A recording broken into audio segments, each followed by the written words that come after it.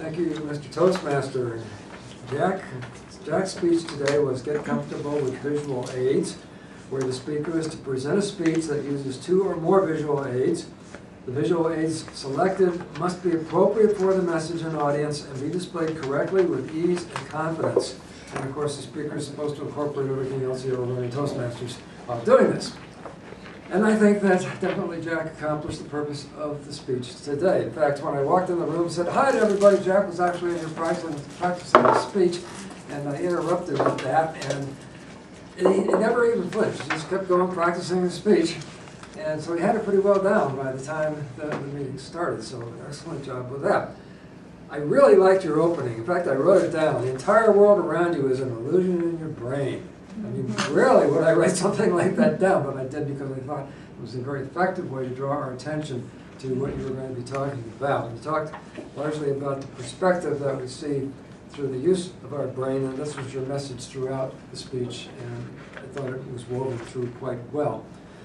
Another thing I would point out relative to improvement you have made is you appear to be getting, in fact you are getting better at getting away from your written script or notes or whatever you brought up here to the lectern to refer to. Only once or twice did you get lost and have to go back and find out where you were.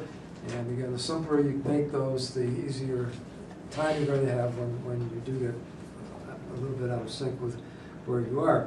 But definitely from past speeches, and I've evaluated you in the past, you're definitely improving in this area, and that's really an area where at the very beginning you needed to improve, and you are doing that, and that is great.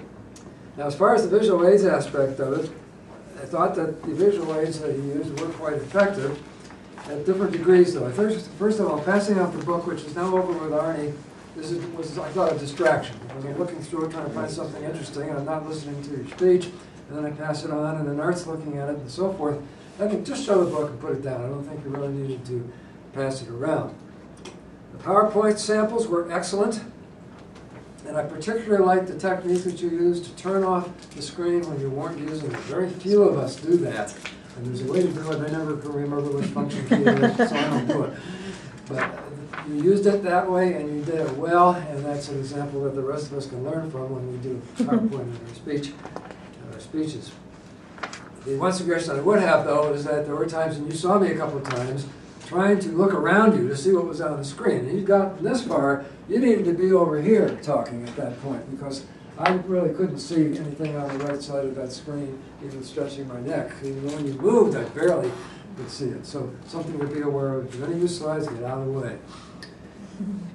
But the last item you used was a handout, which I had here a second ago. And you said, I handed out this. What is this? You know, I handed out an example of an illusion rather than this. I thought there could have been a little more finesse on that one. Excellent conclusion, a good wrap up. I had no idea you were overtime like I am right now, so I knew the interest was there, and I found your speech very compelling and very interesting. I look forward to number 9, Mr. Christmas.